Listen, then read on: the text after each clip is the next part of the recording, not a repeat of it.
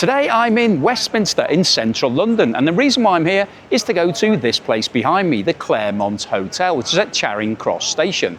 Now, they do a normal afternoon tea, but because we're in the summer and the tennis has started, they are doing a special limited edition Wimbledon themed afternoon tea, so based on Wimbledon tennis tournament. So I can't wait to find out what it's like and whether or not it's going to be worth the price. So let's go inside and check out this Wimbledon themed tea here at the Clermont.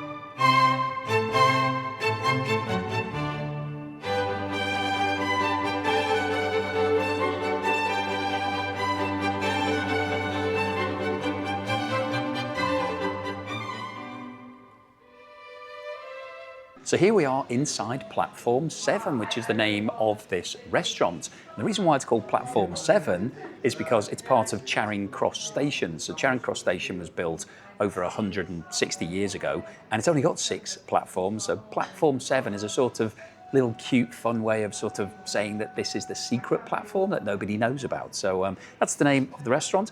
That's the menu. So we've got this Wimbledon themed. You can see there's some Wimbledon branding on here.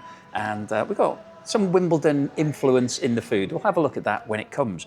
But one thing that I really like here is this, which looks like it's a menu, but it's actually a box. And inside here, if I can open it, are all of the different tea options. So have a look at this. The cameraman zooms in a little bit. So we've got at the top, English breakfast, Darjeeling, Earl Grey, Assam, strawberry and mango, silver needle, which is a sort of, I've had that quite a few times, that's a really nice tea, oriental sencha, jasmine pearls, milk oolong and chamomile. And the great thing about this is that you can actually open these teas, and these are the real leaves in here. So you get a chance to smell the aroma. You can actually have a look at the tea itself. So it's quite unusual to actually be able to get involved and actually feel what you're going to be drinking. Now, the only downside here is that you only get one of these teas. You can't have a selection of teas throughout your meal. So whichever one you pick, that's the one you're locked into. So you can get a refill. I can't do the lid back up now that I've opened this. You can get a refill on the water to feed the leaves, but you can't change your tea, unfortunately. Now this tea, I'll talk about the price at the end, but it's at the sort of lower end of the spectrum, so it's not as expensive as you'll find a lot of the high-end places. So I'll be interested to see whether the quality is as good, because I would rather pay a higher price for good quality than a lower price for something that's not that great. So I'm going to order one of these teas. We're going to place our afternoon tea order. There's no vegetarian or vegan or savoury option. It's just the tea as it is. And the other thing here at this restaurant is that it's not exclusive for afternoon tea. So there's other people dining in here having lunch, but it is a really cool venue. This place was built in the Victorian era, and it's got a lot of grandeur, really high ceilings. The cameraman just pans around a little bit. You see the high ceilings. It's got some big pillars, chandeliers. It's a really quite a nice place. So quite impressive. Okay, cameraman, back to me now. So quite an impressive venue. So I'm happy with the venue, happy with the selection of the teas. That's pretty cool. I'm looking forward to the Wimbledon theming to see how it works and whether or not it feels like Wimbledon or if it's just on a piece of paper and doesn't actually have that same flavour. Really quite excited to see what this tea here at Platform 7 is like. So I'll see you when the tea arrives. Well, the tea and the afternoon tea have all arrived simultaneously. There's a lot going on. Now, I've gone for the Assam tea. So you get your own nice little teapot, real tea leaves in here, so you have to have your strainer. Don't forget to use your strainer, otherwise you get all the little bits in the tea. And I quite like this cup. So everything is all matching here. Yeah, quite a nice little cup, decent size. Have a little check on the bottom.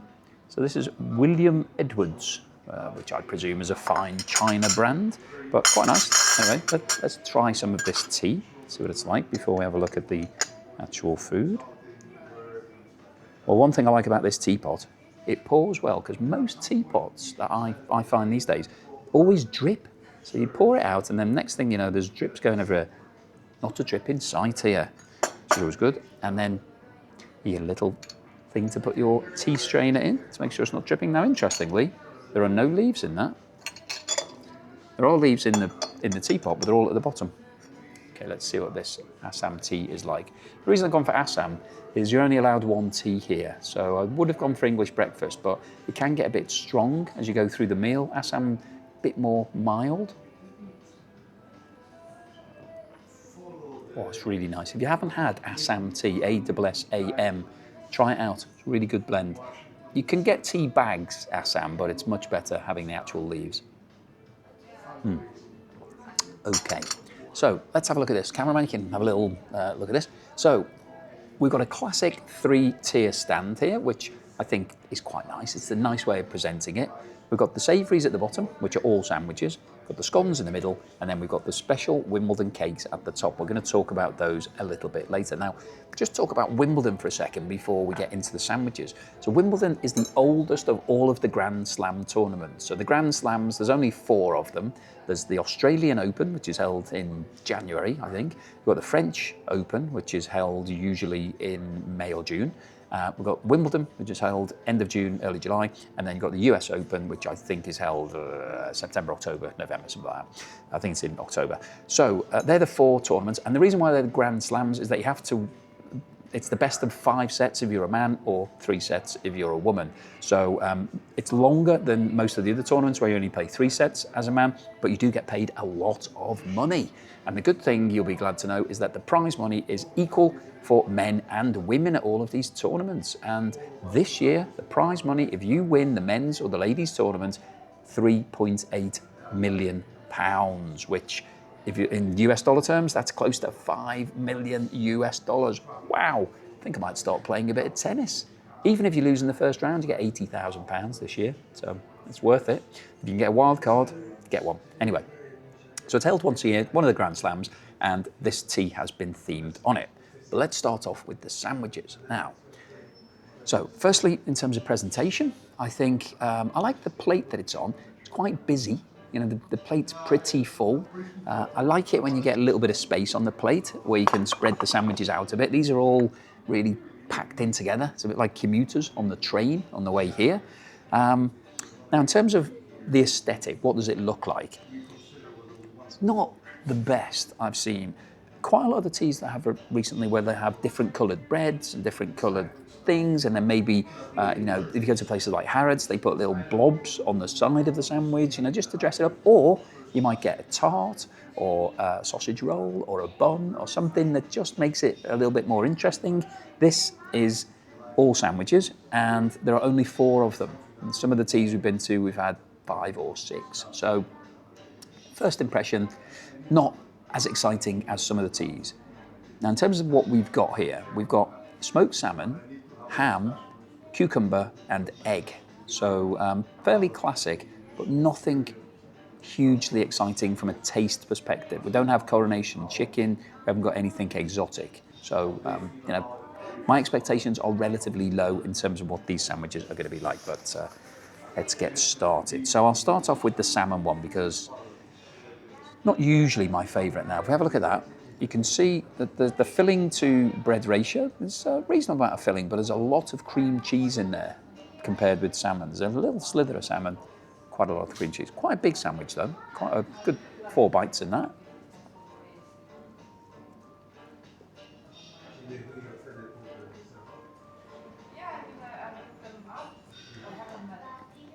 Yeah, there's a lot of cream cheese in there. It tastes predominantly of cream cheese. You just about get the salmon flavour. It's mostly a cream cheese sandwich with a little bit of salmon in it.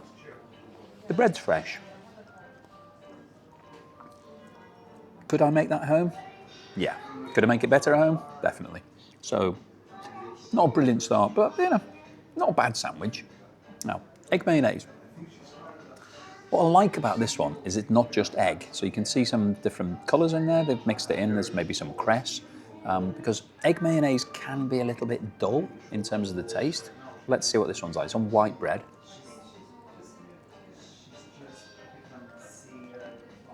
That's actually not bad. It's got a good amount of flavour in there. Does it say what else is in there? Quite spicy. It just says egg mayo fingers with watercress, but I think they put quite a lot of pepper into it. They've actually cracked some pepper. It's quite nice. That's really decent, actually. Better than the smoked salmon one, for sure. I'm going to go with the ham one next, so I can finish on the cucumber one, because cucumber's usually my favourite one. Now, this ham sandwich comes with mustard mayonnaise. Now, I prefer real mayonnaise, real mustard rather than mustard mayonnaise, because it tends to be a bit creamy and everything else is a bit creamy here. It's on white bread. Let's see what it tastes like.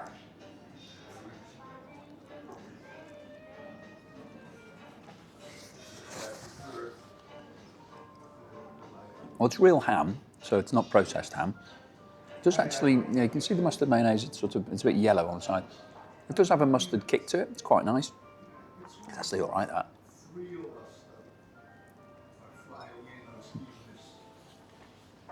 Not bad. Okay, let's dive in to the cucumber one. Now, I don't know what it's going to be like, but looking at the filling, there's a lot of cream cheese in here and not a lot of cucumber. You can just about see a little bit of green in there.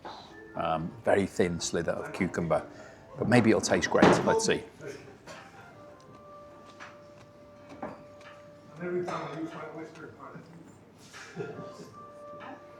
It's nice. It's the cream cheese good. Cucumber, all right. Could have done with another layer of cucumber, I think. Extra bit of cucumber in there would have been spot on. As it is, a bit too heavy on the cream cheese, not enough cucumber, but not bad. So overall, sandwiches, they've been all right. They're all edible. They're all quite pleasant, but nothing wow. There's no overwhelming sandwich here that you think, wow, I'd like another one of those. There's no refills at this tea. You just get what you're given. I'm not sure I would have asked for a refill for many of these sandwiches anyway. I'd rather wait for the scones. So I'm going to finish these up. Cameraman's going to have theirs. We'll see you in a minute for the best bit of any afternoon tea, the scones. It's now time for my favourite part of any afternoon tea, the scones. So let's have a look at this. Right.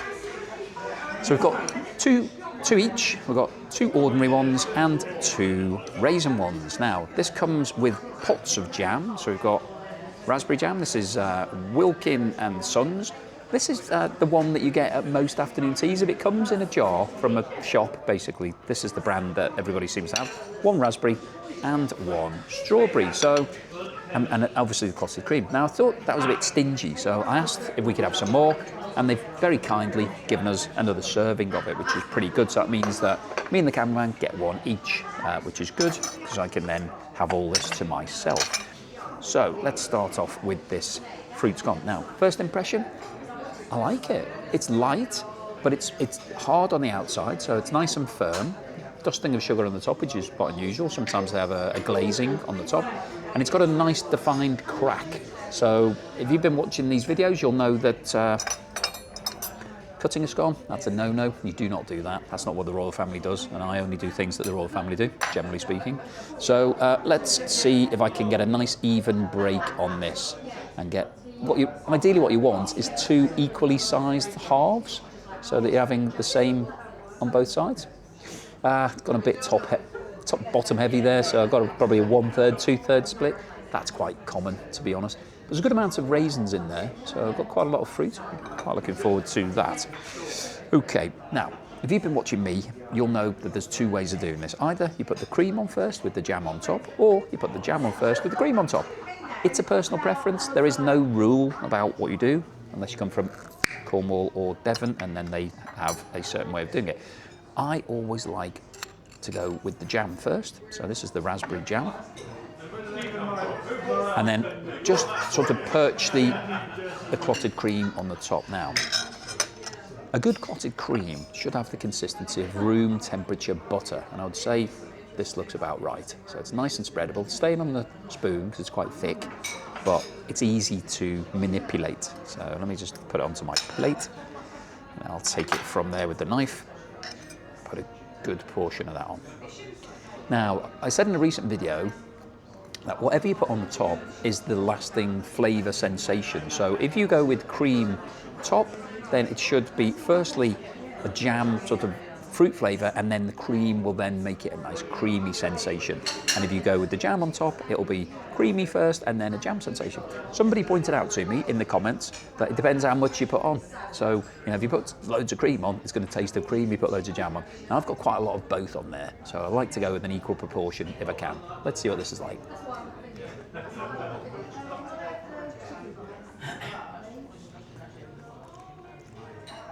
That's a really good scone, which I'm so happy about because I've had some bad ones recently, and it's so disappointing if you have a bad scone. Now, scones in England, there's the big debate about, is it scone or is it scone? Some people say scone, some people say scone. It tends to be, I think, a north-south divide. So people in the north tend to say scone, people in the south tend to say scone. But Queen Elizabeth II, who for me was the Queen, and she was on the throne for a very long time, she said scone. So if it's good enough for her, it's good enough for me. I'm saying scone. But scones are really something that people only have on special occasions. So usually it's part of an afternoon tea, or you might go for just a scone and cream down the local cafe, or if you're at the seaside, you might get one. So it's a bit of a treat, and that's why I love it so much, because it's always nice to treat yourself, isn't it? Especially if you're getting a bit older and you maybe don't have as many exciting things going on in your life anymore. Treat yourself to a scone with some jam and cream on it. That's really good. I better try the other one. Well, I've got 2 raspberries here. They've treated me. That's my favourite flavour as well, raspberry. So we had a raspberry and a strawberry in the first one, but these are both raspberry. Well, I'm pleased with that, but I will try the strawberry. Where's the strawberry? Here we go. There's a strawberry. I'll try it just for the sake of showing you what it's like, and I'll try one of these ordinary scones. Out of the 2 of them, I always favour the fruit one. I think the fruit one's more exciting, it's more juicy, you've got a bit more flavour in it. These ones are just, it's all the same. There's nothing exciting in there. See if I can break this better than I broke the first one. Probably not. I think it might be worse. Oh, a bit fell off. It's a bit better, okay. Let's get a bit of this strawberry jam out. And out of the 2 jams, I definitely prefer raspberry, but I don't want to prejudice this one. And of course, this is a special Wimbledon-themed afternoon tea, predominantly because of the cakes, which you'll come on to in a moment. Now, strawberries and cream is the quintessential Wimbledon treat. And it's been served at Wimbledon since it first started in 1877. And it's still served today. And they keep the price low. So if you go to Wimbledon this year, strawberries and cream in a box will cost you £2.85. That is an absolute bargain. You expect it to be £15 because things are very expensive at Wimbledon, but they're keeping it cheap. You don't get a lot of strawberries in the box. There might only be 4 or 5 with a bit of cream, but that's enough. That's enough for the treat. So the strawberries and cream is definitely linked to Wimbledon. That's what a lot of people will be having, and that's what I'm going to have right now.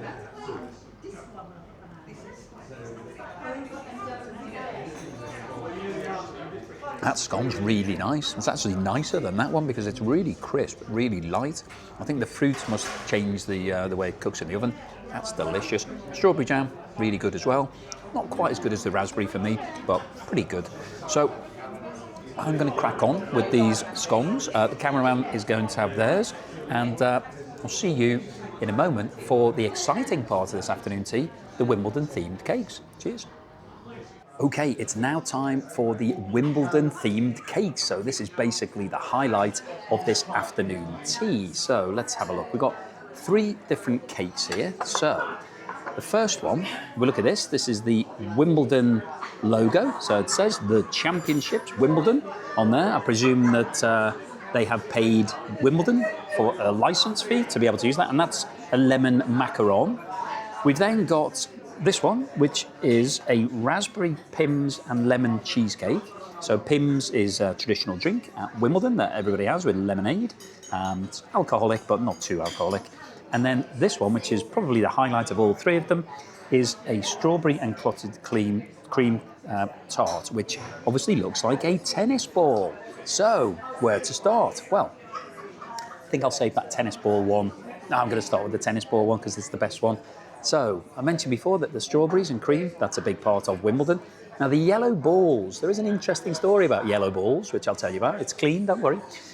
So, historically, tennis was played with white balls. So, when it started back in the Victorian era, they had white balls and everybody played in white. And back in the Victorian days, the reason why everybody played in white was because the Victorians believed that it showed sweat less. So if you had a darker colour on and you were sweating, then you could see the patches. In white, a bit more difficult to see. So that's why everybody played in white.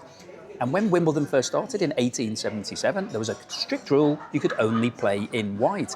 And amazingly, that is still the rule today. They have relaxed it a tiny bit. You can have a little bit of colour now, but it has to be predominantly white. If you don't, you get chucked off the court. So it still goes on today. Anyway, the white balls, that was what they used. And then you started showing tennis on the telly. Now, when we had colour televisions introduced in 1967, there was a problem with the white balls because everybody was dressed in white and all of the lines on the court were white.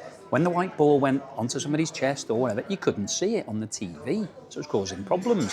So, interestingly, there was a guy called David Attenborough. Ever heard of him? The guy who does all of the nature programmes, does the voiceovers. Recently turned 100, so very, very famous in the UK. Probably the most famous person ever to talk about nature and animals and all of that. Well, back in 1960s and 70s, he was in charge of BBC Two in the UK, one of the TV channels. And so he came up with the idea. He said, we need to change the colour of these balls from white. It needs to be yellow or fluorescent or something. So that's when the yellow balls were introduced back in 1972. But not at Wimbledon, because Wimbledon, being different to everybody else, didn't actually change theirs until 14 years later in 1986. So that's the history of the yellow ball, and I've got one here to eat. So let's cut this in half and see what it's like. I quite like the theming of it. It looks good, quite weighty. Ooh, look at that. It's got a big chunk of chocolate at the bottom. And then I presume this is going to be some sort of like lemon mousse, but we just cut it a little bit more and we'll have a little taste of that.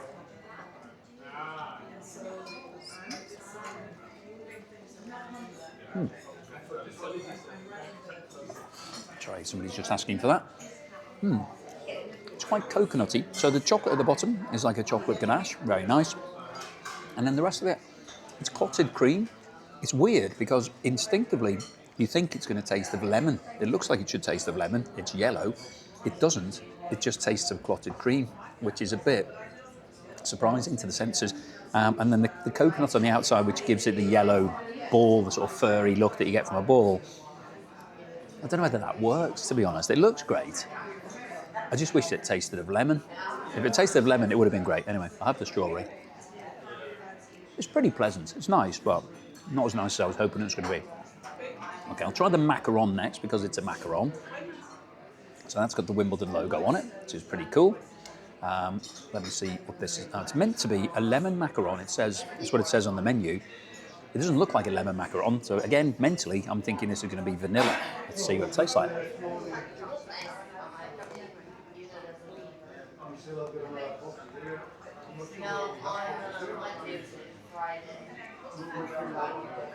I don't think that is a lemon macaron. It does say it on the menu. It doesn't taste like a lemon macaron. It tastes more like a vanilla macaron. It's really tasty, it's really nice. And the chocolate on the top adds that extra bit of sweetness and a bit of crunch. Really good all round. It's not a lemon macaron though. I think they've got the menu slightly mixed up there. Now the third thing, it says it's raspberry, Pimm's and lemon cheesecake. Now it doesn't look like a raspberry cheesecake because it's purple. So you would have thought it was blackcurrant or blackberry or something, but maybe it's because that is the colour of the Wimbledon logo. The Wimbledon logo is purple and green, so maybe they've just coloured it and it will taste of raspberry. Let me see. I have to remind myself that it's going to taste of raspberry, and so it's falling apart a little bit. Let's see what it tastes like.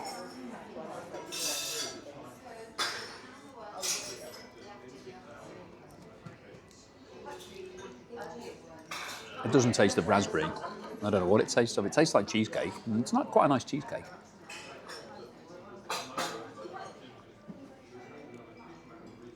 Can't put my finger on that flavour. It's not raspberry though. Definitely not raspberry. Anyway, I think the chef's got a bit confused with all of these different flavours because none of them match up to what it's saying or what you think they should taste like. But they all taste pretty good. The ball, that's a bit more form over substance, I think, in terms of it looks good, doesn't taste that brilliant. The macaron was great. I'd have many of those. If they had lots more, I'd have more. Cheesecake, it's decent enough. I don't really like the flavour. I would have liked the nice fruity flavour on there. It's got a sort of, can't put my finger on it, it's a really weird flavour. It's okay, but not my favourite. But overall, I think the Wimbledon themed desserts they look good, they look fantastic. I can see that they go really well with the theming. But in terms of the taste, they're all right. Not the best desserts I've had. And you only get 3. Quite often you get 4 or 5 desserts at an afternoon tea. So 3 right at the bottom end of the number spectrum. But they're all right. So I'm going to finish off these desserts. Cameraman's going to have theirs and have a bit more of my Assam tea. We'll see you at the end for the bill and the scores. So here we are at the end of our afternoon tea at Platform 7 here at Charing Cross Station. There's the bill. It comes in a very nice leather-bound Platform 7 commemorative folder. So, what was the damage? Well, this afternoon tea is pretty reasonable, actually. It's £55 per person, which is really cheap compared to a lot of the really expensive ones. So that was £110, but another 13.5% service charge, making a total price of £124.85. So still not super cheap, and it's quite a bit of money for an afternoon tea. What did I think of it? Was it worth it? Was it a Wimbledon-themed tea to remember? Well, overall, I think it's not a bad experience here down at Charing Cross. Now, just before we get into the details of that, I just wanted to mention Charing Cross because I'm looking out of the window here, and there's really quite an impressive memorial monument right outside the station. And the reason why this is called Charing Cross, because it's a bit of an unusual name, is that it relates back to 1290. That's a long time ago. Now, back in those days, England was ruled by somebody called Edward I, and he was married to somebody called Eleanor. And whilst they were away on official business in Lincolnshire, she unfortunately contracted a fever and died. And so the king was beside himself with grief, and he had to bring her body back to Westminster Abbey to bury her. And they stopped on 12 different sites, and on each site he built a memorial. And this was the very last stop that he came to. And this area was known as Charing at the time, or Charing. And so this is where they built the last cross, this memorial. And so it then became Charing Cross. So that's the history of how it got called Charing Cross. It's a big station here today, so that lots of commuters come here. And this hotel was built as part of the station in 1865. So a little bit of history on the hotel, and I have to say the grandeur of this place is really quite impressive. Super high ceilings, really good chandeliers, lots of great architecture. So if you're coming to London and you want to see something that's dating back to the Victorian era, come here. They've got some fantastic tiling on the floor, really impressive staircases, very, very good. So all of that being said, what was the food like? Well, the sandwiches were a bit ordinary, I felt. They were okay. There was 4 of them. They were just straight finger sandwiches. The fillings, a bit disappointing. None of them were really tasty. They were okay. There's a lot of cream cheese in there. It was all right, nothing special. Now the scones, they were very good. So both the scones were excellent, light, firm, really tasty, worked well with the jam. The jams were good as well. I mean, they weren't fresh preserves, but they're as good as it's going to get if you're having it out of a jar. And the cream was decent. What about those cakes, those Wimbledon-themed cakes? Well, I thought the theming was good. It looked good. The tennis ball one looked fantastic. It did look like a tennis ball, so mentally it was right there. It didn't taste as good as I wanted it to. I wanted it to taste lemon because it was yellow, and it didn't. It sort of tasted just like cream, and so it was a little bit underwhelming. The macaron was really good. That had the Wimbledon insignia on it. That was good. And then we had the cheesecake, which looked quite nice, but was lacking in a bit of taste. The tea was good. I like my tea, but you only get one choice here. However, it is only £55. You know, you can go places like Claridge's and the Ritz. You get lots of choice on the teas. You get more cakes, but it is £95 per person, so it's almost double the price. So, what was my overall assessment of this Wimbledon themed tea here at Platform 7? I thought it was all right. I think if you're wanting the afternoon tea experience, you want to come to London and get a bit of a flavour of Victorian London and see a bit of history and maybe have a look at what was Eleanor Cross is now Charing Cross, then it's worth coming to. It's worth checking out. This is a nice restaurant. It's a pleasant environment, quite busy, it's right in the centre of town. Trafalgar Square's literally a stone's throw from here. So there's a lot of positives to be said for it. The food isn't brilliant. It's not the best afternoon tea you're ever going to have. It's all right. It's quite good. It gives you a flavour of it. What's my score for today? I'm going to give Platform 7's Wimbledon-themed afternoon tea 7 out of 10. I think it was okay. I probably wouldn't rush back and have it again, but for the price, it wasn't too bad. So hopefully you've enjoyed today's video. If you did, then please give me a thumbs up. Please subscribe to the channel if you're not already a subscriber. I'll see you again on the next meal.